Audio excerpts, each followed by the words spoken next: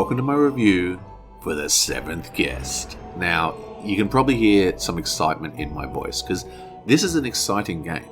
I mean, man, when this game came out, it blew my mind.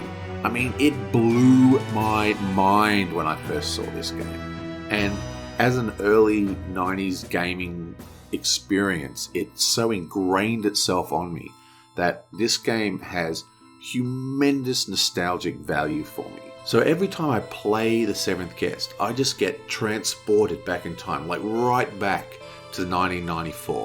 1994 was a year that really defined modern gaming in a lot of ways. This was the year that Myst came out and brought narrative games to a new level. Myst was not your Mario or your Zelda. It was a game getting mainstream praise from adults and intellectuals. Games were not for kids anymore. And Doom came out in 1993, well, the end of 1993, just before 1994. And we all know what an effect that had. That changed the entire industry. People were completely flabbergasted when they saw that game. And it just for fun, let's go back like another 6 months. And June 2 actually had come out, which basically defined and solidified the entire RTS genre. 92 to 96 is just an unbelievable period in PC gaming. Then there's The Seventh Guest, a game that in many ways was the precursor for multimedia entertainment as we know it today. In some ways, it transcends the fact that it's a game. Sure, it's a game, and I love it, despite some issues that I'll get to later.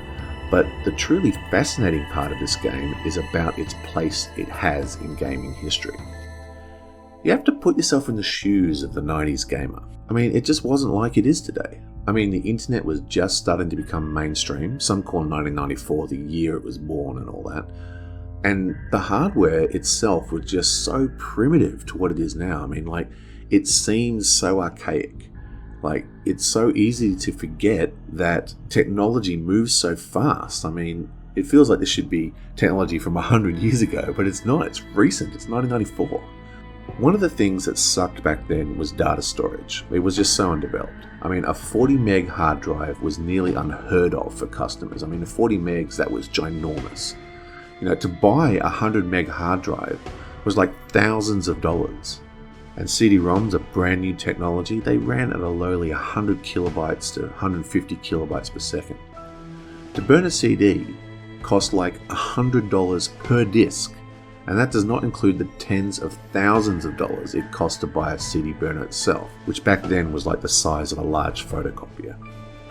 So when CDs arrived and offered 600 meg, it opened up a world to computers that hadn't been there before. The startling advantages of mass storage. And it is that mass storage that allows The Seventh Guest to exist. This is a game that was never released on floppies, even though the CEOs wanted to, because it's impossible to release it on floppies. You can't copy this data. You can't stream this data from floppy disks. So most developers at this time were exploring the idea of portable databases as a way of utilizing the CD technology. Things like encyclopedias or medical journals, stuff like that. Remember, affordable writer CDs were a long way off. Welcome to the adventure of Compton's Interactive Encyclopedia. So the CD-ROM was all about static, non-modifiable data. Basically like an old-fashioned portable internet that you had on a disk. A huge amount of work was going into how to organize information on these disks in a way humans enjoy interacting with and reading, and as well as how to access it itself, like search and retrieval, stuff like that. A lot of the technology we use in today's search engines comes from this period of time. It's no coincidence that The Seventh Guest and Myst both utilize book motifs, as that is what the digital book looked like in those days. Like the official CD-ROMs that you'd have at your school and your university, they had all little, with the medical databases and stuff, they all had cool page opening animations and turning and, all that kind of stuff. The kind of things that looks exactly like Myst and, the beginning of The Seventh Guest. Anyway, Rob Landros and Graham Devine, and I'm sorry if I pronounced those names wrong, were working at Virgin Games at the time, and they'd been travelling to all these tech shows, being blown away by the tech. But they were thinking in a different type of application. They were thinking about using the CD-ROM's large amount of storage space to provide continual video feeds, like, streaming video from these CD-ROMs. They took the idea of the CD-ROM game to their boss, who dismissed it outright. The future of gaming was in cartridges as far as the general consensus was. The thing was, he did want kind of kudos for making one of the first CD-ROM games, so he set up Trilobite Studios for them, or bankrolled it, so they could make the Seventh Guest, but it was never really meant to amount to anything. It was supposed to be a trophy product, not one to make money. The point of Trilobite Studios being separate from Version Games was to protect Version Games from the obvious failure that this was going to be. Of course, when it came out, it just took off in ways you cannot imagine. The combination of the new technology, copious amounts of 3D animation, in itself a new thing people had not seen on this scale before, full motion video, audio, and added to that was just the sheer volume of it. It was like nothing anyone had ever seen. I mean, it's really hard to explain what this was like. I mean, it was sort of like when the Star Destroyer came over people's heads in the 70s. People literally could not believe what the fuck they were seeing. They could not believe it. There's a great story about a Gamescom where they were showing a raw demo, right? And it had sort of become the hit of the show and everyone was crowding around it. I mean, you could either go look at people on how to search text files, or you can look at, databases, or you can go see 3D animated spooky ghost house, right? So it had a huge amount of people there. And Roberta Williams came in and she pointed to it and said, "See, I told you it was possible." Now, Roberta Williams, as you probably know, was the creative and driving force behind Sierra and some of the most iconic classic adventures of all time, and basically invented the genre as we know it today with King's Quest. And that was when everyone knew, including the Virgin and CEO, that behind the scenes everyone was working on CD-ROM games. Everyone knew this technology was going to be a future technology for gaming. But the Seventh Guest was way out in front, like way out in front. The true technical brilliance of the Seventh Guest is actually in its streaming technology. Take a look at Myst with its static screen transitions versus the Seventh Guest's awesome animated sequences. Somehow Graham Devine had cracked the code, literally, on how to real-time stream all this data. I mean, this was the 90s. You didn't install the entire game to your local hard drive like you do now. You had to pull it off the disk running at 100 to 150 kilobytes in a continual stream. I mean, the RAM wasn't big enough to store. You couldn't buffer it on the hard drives because they were too slow. So it was all about pulling it off the actual CD itself. And the real trick, and this is the thing that Seventh Guest did that was really, really impressive to the tech community, was how somehow Graham Devine was able to pull the data, stream the data, like these full motion video, 3D cutscenes, all this kind of stuff, without completely maxing out the CPU of the computer. And that was the key to the Seventh Guest's ability to run, even though it was pretty intensive for most people's systems. I remember loading it up on my humble little computer and basically it was like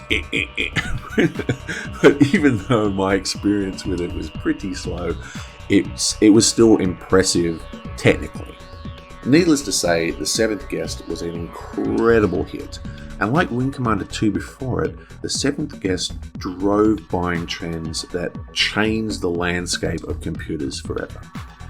Like, Wing Commander 2 was the first game to utilize extensive digitized voice and sort of invented the cinematic cutscene as we know it. To get these amazing new sounds, you needed to buy the Sound Blaster. And this drove user consumption of those cards. And of course, because everyone had the same cards, it created a compatibility layer for other people to write software for, which meant there was like a sudden burst of voice acting and stuff inside games, which was part of what creates modern gaming. So the Seventh Guest was the same. People all across the world suddenly started buying CD-ROMs, And not just like libraries and universities or schools or whatever. I mean, practically every household with a personal computer bought one. They started to become standard to be included in new computers. It forever changed what the home computer was and what it was capable of, and birthed the age of multimedia. And after Seventh Guest, games started to utilize that every single time, and things were never the same. The thing is though, being on this cutting edge had its own set of problems. Mainly that no one really believed in this game to begin with. No one thought this game would make any money, so the production was clouded by massive budget and time constraints. They saved money all over the place. Like all the puzzles were going to be ripped out of puzzle magazines. As it turns out, copying puzzles is a lot cheaper than spending the time to create them. But, all the puzzle magazines are copyrighted, so they actually went to the public library and ripped all the puzzles out of Victorian era magazines that, had fallen into the public domain. And they used all these little tricks like that to just bring the cost of the game down and down and down and down and down. I mean, it was so cheap, they actually just painted the back of the office blue to film the FMV sequences. They didn't hire a studio or anything, and they completely screwed it up. like one time an actor fell through the wall or whatever, and they had to fix it up with masking tape and all this kind of stuff. Anyway, the point is the hue was all fucked up, making it nearly impossible for them to chroma key. That is when you sort of digitally remove a color from an image to cut out the foreground, allowing the video to be superimposed on other things. Anyway, this meant that they had to use semi-transparent look on the FMVs, as well as use aggressively hideous feathering all over the edges to hide all the imperfections of the bad chroma key. Luckily, this accident, so to speak, works in their favour, as it makes everyone look ethereal and ghost-like. It's one of those things that happens in production sometimes, where a setback or what seems like a huge error actually makes everything a lot better than it would have been if it had all gone to plan. Sort of like Steven Spielberg hating his shark model, as it looked so terrible and barely functioned, so he had to shoot the film without actually showing the shark. And that is, of course, one of the reasons why Jaws is so good, because he had to work around that restriction, and he ended up being more creative in a way. Another aspect of being right on the cutting edge was that the game was more focused on the tech than being a game, so to speak, as we know it. In some ways, Seventh Guest never escaped its trophy game roots when it was initially bankrolled by Version. When you boil it down, the Seventh Guest is actually just 22 puzzles with a fancy menu screen. The house is just a way to select those puzzles. This game could have been released on a 2D menu and the core of the game would have been unchanged. Many modern gamers complain about the house as it's so slow to navigate and has a number of one-way shortcuts. A wrong click can send you right to the other side of the house, and then you have to walk all the way back watching slow transition animations, as you can't simply just go back the way you came. Still, it is the movement around the house with all the music and the spooky ghosts that makes the game what it is. This is what makes it immersive. This is what makes it unique. This is what makes it the Seventh Guest. And there are reams of FMV sequences, audio, 3D renders, and even complete alternative endings that never made it to the game due to data restrictions. And sure, in any production there is a cutting room floor, but the game was already on 2 CDs and there was just no way to convince anyone to make it 3 or 4. So again, the budget restraints really hampered what this game was trying to be. I mean, this game was a Hail Mary to begin with. Under the Killing Moon was still a ways away, and that game was 4 CDs, but it was after the concept of the CD-ROM multimedia game was proven. And the video that did make it in was plagued by limitations of the hardware. Even with the larger storage being able to hold the media, there was just no way of physically displaying high-res video. So everything was extremely small and pixelated, meaning that the actors are completely unable to act in the traditional sense, as no one can see their faces. They can't see their facial expressions unless it's, like a real good close-up. And the subtle movements of their body are even sort of obscured because there's like a mess of pixels everywhere, right? So this means they're forced to do a kind of overacting, exaggerated theatre acting, which you see a lot in early FMV games, because to have the viewer be able to read the actors, they need to do it all in body movements and waving their arms around and wearing really bizarre and distinct wardrobes and stuff.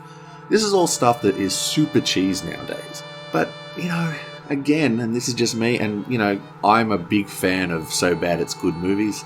That's where a lot of the charm of these old FMV games are. But let's not, forget that this game has a lot of problems, a lot of really bad issues that are just unacceptable in modern games.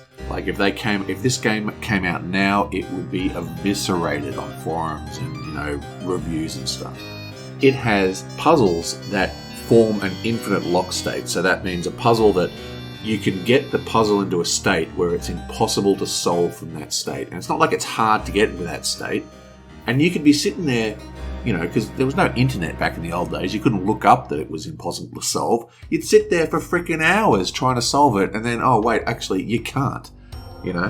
There's another puzzle, which is like this piano puzzle that I absolutely hate, which is like a Simon Says. Simon Says, pretty cool.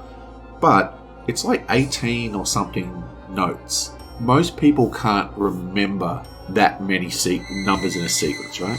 That's actually has to fall into memorization, and that's not a bad thing. It's a puzzle, whatever. The problem is it's so slow.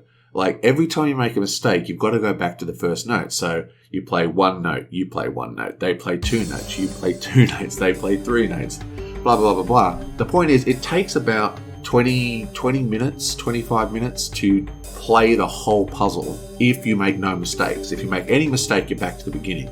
And there's nothing worse than just pressing the wrong button by accident and whoop, you're all the way back to the beginning. I was so frustrated with that one. It really annoyed me. Then there's the infamous microscope puzzle.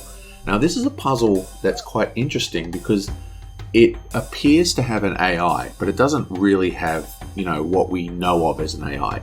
Basically, it has an algorithm that's doing a kind of like a bubble sort kind of. It's an algorithm that does a sorting algorithm, right? The problem is, in the old days, computers were slow, right, and lagged out, and it had a physical timer for how long the algorithm would process before it would just do whatever it was up to, right? And nowadays on super fast computers, it does that same algorithm like 100 quadrillion times in, a microsecond, and it's just impossible to beat. I mean, it's really extremely hard to beat, as in almost impossible. And it's because the puzzle itself has this huge advantage for who goes first and stuff. It's literally impossible to beat. In fact, most iterations of the game have completely removed it, or they've made it completely optional. In fact, in the anniversary edition, I'm playing the actual original CD version, just playing it in Scum VM.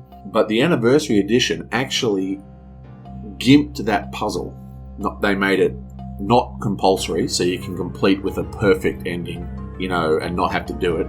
But they also retarded the puzzle so it was beatable. They made it a lot easier to play. Luckily, the devs sort of recognized these problems. They recognized these issues with the game, and they put in a puzzle skip that allows you to just go, well, I don't want to do this puzzle.